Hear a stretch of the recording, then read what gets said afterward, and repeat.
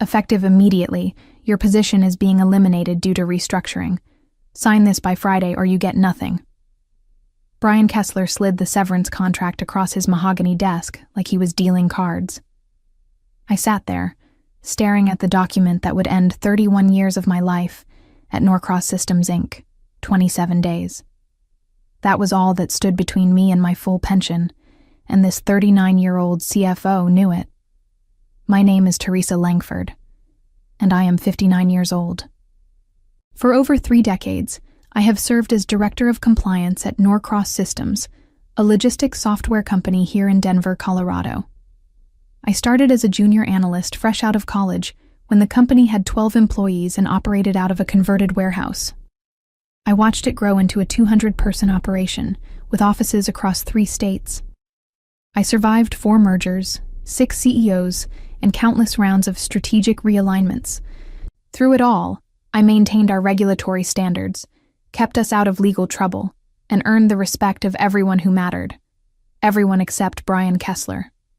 He had been promoted to CFO just 8 months ago, brought in from some consulting firm to optimize operational efficiency. From day one, he made it clear he viewed compliance as a necessary evil rather than a business safeguard. During budget meetings, he would roll his eyes whenever I requested resources for regulatory updates. He questioned every expenditure, every training session, every consultant fee that kept us ahead of industry changes. "This is purely a business decision," Brian continued, adjusting his designer tie. "Nothing personal.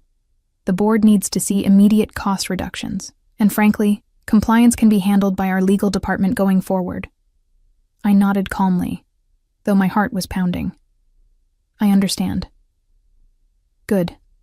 I appreciate your professionalism about this." He seemed relieved that I wasn't fighting back. "The severance package is quite generous considering the circumstances. 12 weeks of pay plus your accrued vacation time. 12 weeks versus the full pension I had earned through 31 years of dedicated service." The mathematics were insulting, but I kept my expression neutral. Something felt wrong about this timing. Too convenient. Too calculated. In all my years at Norcross, I had never seen anyone terminated this close to pension eligibility. Company policy explicitly protected employees within 30 days of vesting, yet here I sat, with a termination letter dated exactly 27 days before my milestone. "I will review this carefully," I said, placing the contract in my briefcase. "Remember, Friday is the deadline. After that, the offer expires completely." As I walked out of his office, I caught my reflection in the lobby's glass doors. I looked like any other woman approaching retirement. Gray hair, neatly styled, conservative business suit, sensible shoes. What Brian didn't see was the fire burning behind my calm exterior, or the network I had built over 3 decades in this industry. I returned to my office on the 14th floor, the same corner space I had occupied for the past 8 years. The walls were lined with regulatory certificates, industry awards, and photographs spanning my career at Norcross. There was the picture from our first major software deployment in 2003, another from the company's 20th anniversary celebration, and dozens more chronicling the evolution of both the company and my role within it. My assistant, Patricia, knocked softly on the doorframe. "Teresa, I heard rumors. Is everything okay?" "I am clearing out my office," I said simply. "My position has been eliminated." Her face went pale. "But you're so close to retirement. Can they do that?" "Apparently they can." I began removing personal items from my desk drawers, each one a small piece of my professional life. The stress ball from our 2015 audit marathon. The coffee mug Ruth Delgado had given me when she retired 6 months ago. A framed photo of my late husband David, taken during our anniversary trip to Yellowstone. Patricia lingered in the doorway, clearly wanting to say more but uncertain how to help. She had worked with me for 4 years and understood better than most how integral I was to Norcross's operations. I handled everything from FDA compliance for our medical logistics clients to transportation regulations for our freight management systems. My departure would leave a massive knowledge gap that couldn't simply be absorbed by the legal department. "Teresa, this doesn't make sense," Patricia whispered. "The Morrison audit is next month. The DOT certification renewal is due in 6 weeks. How can they possibly—" "They will figure it out," I interrupted gently. "They always do." But even as I said it, I knew Patricia was right. Brian Kessler had no idea what my department actually did. He saw compliance as paperwork and bureaucracy, not as the complex web of relationships and expertise that kept Norcross functioning legally across multiple jurisdictions. I had spent years building connections with regulatory agencies, understanding the nuances of ever-changing requirements, and developing internal processes that made compliance seamless for our operational teams. The irony wasn't lost on me. 3 months ago, I had prevented a potential lawsuit that could have cost the company millions when I caught a software glitch that was incorrectly calculating freight classifications. 6 months before that, I had negotiated with state regulators to avoid penalties when our Jacksonville office accidentally processed shipments using outdated hazmat protocols. These weren't just administrative tasks. They were business-critical interventions that protected Norcross's reputation and bottom line. As I packed my final box, I thought about Ruth Delgado's retirement party 6 months ago. She had pulled me aside that evening and said something that seemed casual at the time, but now felt prophetic. "Watch out for the young ones who think experience is expensive rather than valuable." The box containing 31 years of my professional life fit easily in the trunk of my Honda Accord.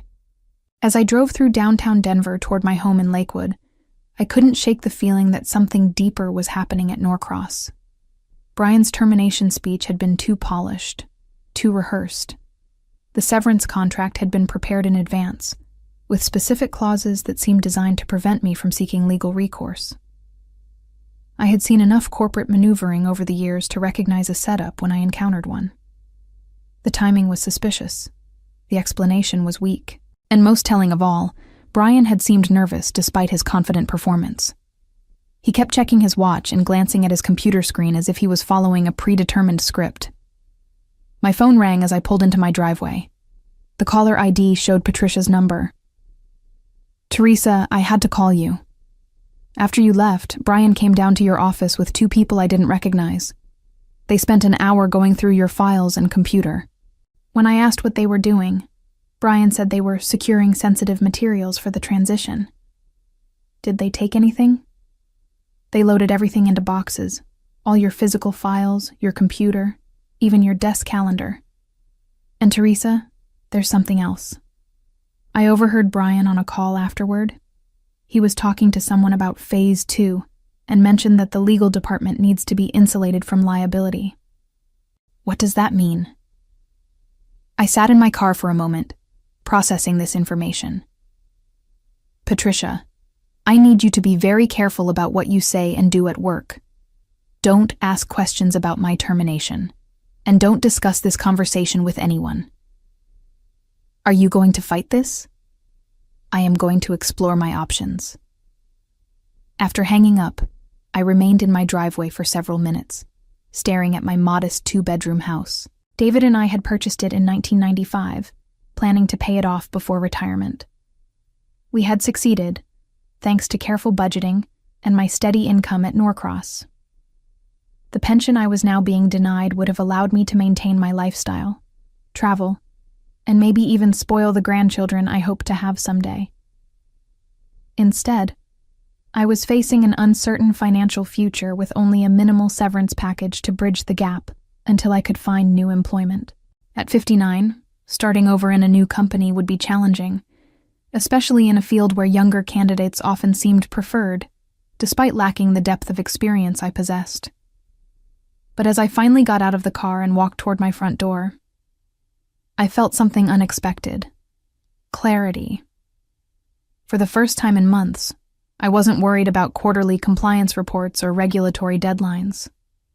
I wasn't concerned about managing Brian's unrealistic expectations or justifying my department's value to people who fundamentally misunderstood its importance. I was free to focus entirely on one thing: ensuring that Brian Kessler's calculated cruelty would cost him far more than he had ever imagined. That evening, I sat at my kitchen table with the severance contract spread before me, studying every clause and provision with the same attention to detail I had applied to regulatory documents for 3 decades. The more I read, the more convinced I became that this termination was part of a larger strategy. The contract included unusually restrictive non-disclosure agreements, broad non-compete clauses, and language that would prevent me from discussing my departure with current or former Norcross employees. Most troubling was a section requiring me to acknowledge that my termination was performance-based, rather than part of a reduction in force. This was clearly false.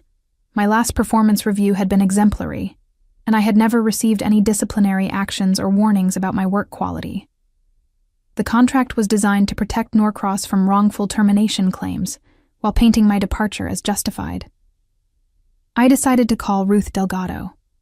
Ruth had been my mentor and closest friend at Norcross for over 15 years before retiring as HR director 6 months ago. If anyone could help me understand what was happening, it would be her. "Teresa, how wonderful to hear from you. How are things at the office?" Ruth's voice was warm and familiar, a comforting reminder of better times at Norcross. "Actually, Ruth, I was terminated today. Brian Kessler eliminated my position, 27 days before my pension vests." The silence on the other end of the line stretched for several seconds. When Ruth finally spoke, her voice had changed completely. 27 days? Teresa, that's not a coincidence, that's deliberate. What do you mean? I mean, I've seen this exact scenario before, at my previous company before I joined Norcross.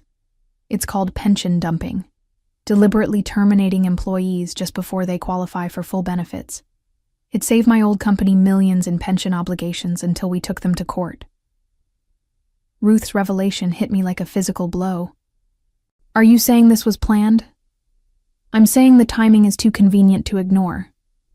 Think about it, Teresa. You're one of the most expensive employees on their books in terms of future pension liability. Your 31 years of service translates to a significant monthly payment for the rest of your life. From an actuarial standpoint, preventing your pension from vesting could save them hundreds of thousands of dollars. I felt my anger building as the implications became clear. But surely there are laws against this kind of thing. There are, but they're complex, and companies think they can get away with it if they structure the termination carefully. The fact that they're calling it a departmental consolidation rather than a layoff is part of the strategy. It makes it harder to prove age discrimination or pension manipulation. Ruth, I need to ask you something. Do you still have access to any of your old HR files from Norcross? I shouldn't, but... She paused. When I retired, I kept copies of certain documents for my own protection. Employment contracts, policy changes, executive communications. Things that might be relevant if anyone ever questioned decisions I had made during my tenure. Would any of those documents be relevant to my situation? Possibly. Teresa, why don't you come over tomorrow? We should go through everything together. And I think you should know, I heard rumors before I retired about changes to the pension plan that were being discussed at the executive level. I never got details, but Brian Kessler was heavily involved in those conversations. After hanging up with Ruth, I made myself a cup of tea and sat on my back porch, looking out at the mountains in the distance. For 31 years, I had given Norcross Systems my best effort, my loyalty, and a significant portion of my life. I had worked late nights and weekends, missed family gatherings for urgent compliance issues, and consistently put the company's interests ahead of my own convenience. Tomorrow, I would begin to discover just how little that loyalty had meant to them. Ruth lived in a well-maintained ranch house in Westminster, about 20 minutes from my own home. When I arrived the next morning, she greeted me at the door with coffee and a grim expression that told me she had spent the night thinking about my situation. "I've been going through my files," she said, leading me to her home office. "Teresa, what I found is worse than I initially thought." Her desk was covered with manila folders, printouts of emails, and handwritten notes. Ruth had always been meticulous about documentation, a trait that had served her well during her HR career and was about to serve me even better. "This email is from February," she said, handing me a printed message. "It's from Brian Kessler to the executive team, discussing pension liability optimization. Look at this paragraph." I read aloud, "Our analysis indicates that preventing certain high-tenure employees from reaching full vesting could significantly improve our quarterly projections. Legal recommends structuring any necessary workforce adjustments as performance-based terminations or departmental consolidations to minimize exposure." My hands were shaking as I continued reading. The email specifically mentioned identifying employees within 60 days of pension vesting and developing appropriate transition strategies for their positions. While it didn't mention me by name, the timing and criteria made it clear that I had been targeted months ago. "Ruth, this is evidence of conspiracy. How did you get this?" Executive emails were automatically copied to HR for documentation purposes. It was company policy to ensure we had records of all employment-related decisions. When I retired, I kept copies of sensitive communications that might be relevant to future legal issues. I never thought I'd need them this soon.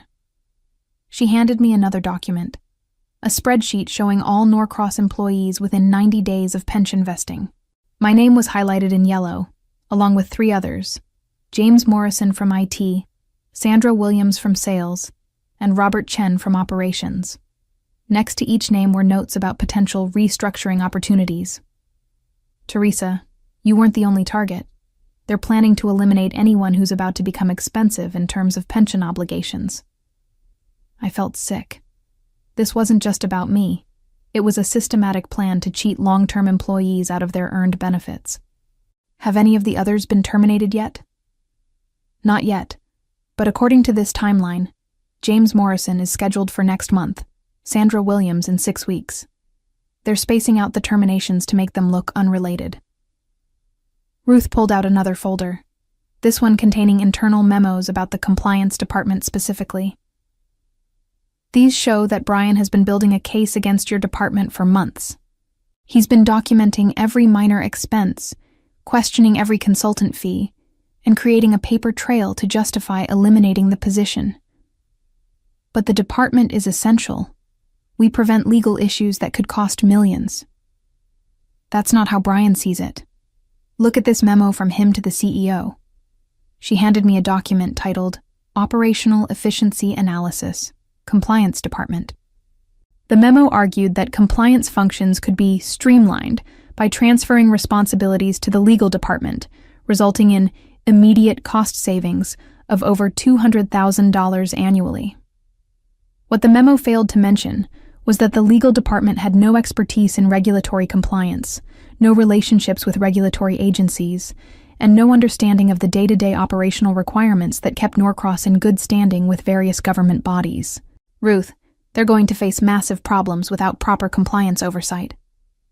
"Probably, but that's not Brian's concern. He's focused on showing quick cost reductions to impress the board. If compliance issues arise later, he'll blame poor documentation or transitional challenges." As I studied the documents spread across Ruth's desk, I realized that my termination was just the beginning of a much larger problem at Norcross. Brian Kessler wasn't just stealing my pension. He was systematically dismantling the institutional knowledge and experience that had made the company successful for over 3 decades. Ruth made fresh coffee while I continued reviewing the documents. Each piece of evidence painted a clearer picture of Brian Kessler's strategy, but also revealed something more personal and infuriating. He had been planning my termination since the day he was hired. "Look at this," Ruth said, returning with 2 steaming mugs. She placed another email in front of me, dated from Brian's 2nd week at Norcross. He was asking about pension liabilities before he even learned how our compliance systems worked. The email was addressed to the company's benefits administrator and included detailed questions about pension vesting schedules, early retirement options, and the financial impact of employee separations on the pension fund. He had specifically requested a list of all employees approaching full vesting, their projected pension costs, and any legal precedents for employment changes affecting pension eligibility. "This proves premeditation," I said. He wasn't eliminating my position because of budget concerns. He was looking for ways to avoid paying my pension from the moment he arrived. There's more. Ruth opened another folder. Remember that presentation Brian gave to the board in June about right-sizing operational expenses? I attended that meeting as HR director. Here are my notes. Her handwritten notes were detailed and damning. Brian had presented a 5-year plan that included strategic workforce optimization, targeting employees with the highest benefit costs. He had used charts and graphs to show how eliminating legacy personnel could improve profit margins by up to 12% annually. When board members had raised concerns about losing experienced employees, Brian had dismissed their objections by arguing that institutional knowledge was less valuable than operational agility in a rapidly changing technology sector. He claimed that younger employees with current skills could handle traditional responsibilities more efficiently. The board approved his plan, Ruth said quietly. I voiced my concerns about age discrimination and the risk of losing critical expertise, but I was overruled. 3 weeks later, they announced my early retirement package. This revelation stunned me. Ruth, are you saying they forced you out too? Not exactly forced, but strongly encouraged. They offered me a very generous early retirement package and made it clear that my traditional approach to human resources wasn't aligned with their new vision. I was tired of fighting corporate politics, so I took the deal and left. I realized that Ruth's departure 6 months ago had been part of the same strategy that was now targeting me. By removing the experienced HR director, who might object to questionable employment practices, Brian had cleared the way for implementing his pension dumping scheme without internal resistance. Ruth, we have to stop this. Not just for me, but for James, Sandra, and Robert. And for any other employees who might be targeted in the future. I agree completely. But Teresa, we need to be smart about this. Brian has the legal department on his side, and he's been careful to document everything in ways that protect the company from obvious discrimination claims. She pulled out a legal pad and began writing. We need to build an airtight case that shows pattern and intent. The emails about pension liability optimization are good, but we need more. We need to demonstrate that your termination was pretextual, that the compliance department elimination was manufactured to justify getting rid of you specifically. How do we do that?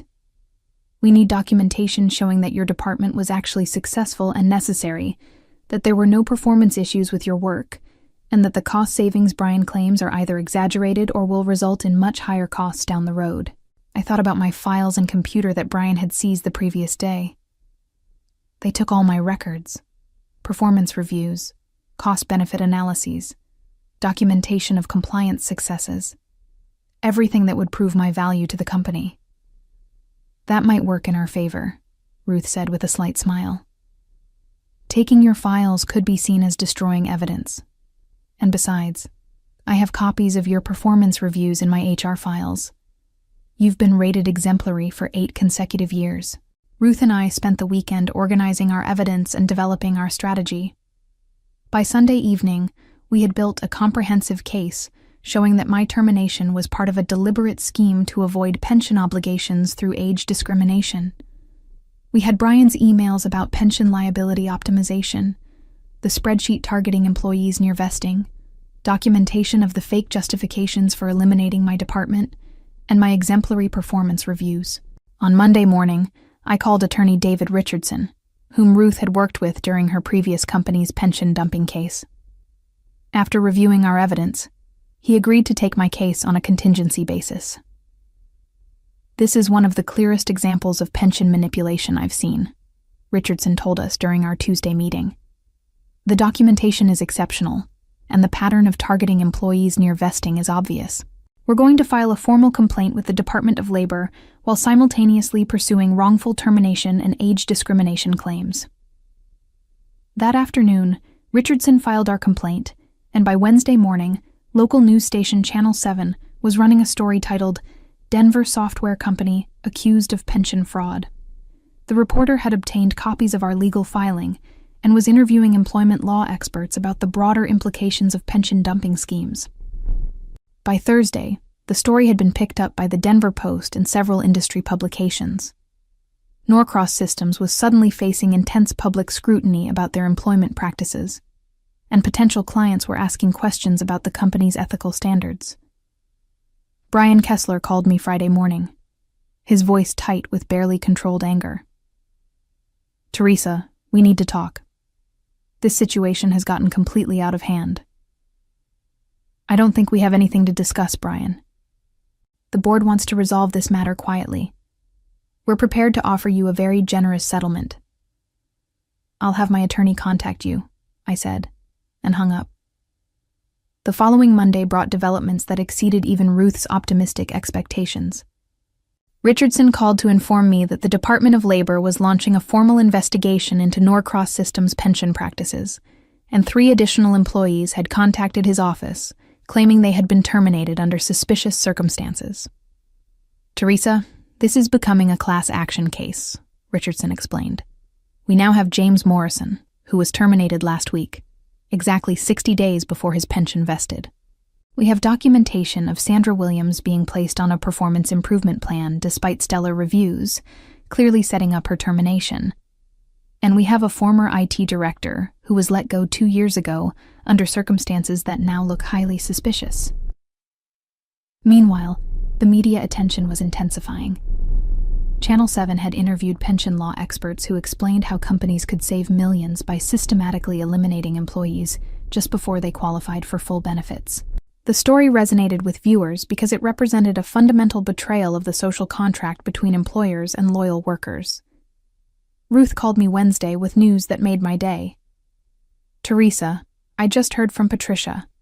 Brian called an emergency meeting yesterday to announce that the compliance department is being reconstituted immediately. Apparently, 3 clients have raised concerns about regulatory oversight, and the Morrison audit next week has become a crisis because nobody understands your old procedures." "Are they offering me my job back?" "Not yet, but Patricia says Brian looked absolutely miserable during the meeting. The board has apparently been asking very pointed questions about why they eliminated such a critical function right before major compliance deadlines." By Thursday, Richardson received a call from Norcross's legal team requesting a settlement conference. The company was clearly feeling pressure from multiple directions: the federal investigation, negative media coverage, operational problems caused by my absence, and the prospect of additional lawsuits from other terminated employees. The tide was turning, and Brian Kessler was about to learn that stealing someone's pension after 31 years of service carried consequences he had never anticipated. As I looked toward the future, I realized that sometimes the greatest revenge is simply ensuring that the truth comes to light, and that my years of careful documentation and professional relationships had given me the tools to fight back when it mattered most. My journey to justice had taught me that loyalty and integrity, while not always immediately rewarded, ultimately provide the strongest foundation for both personal satisfaction and professional vindication.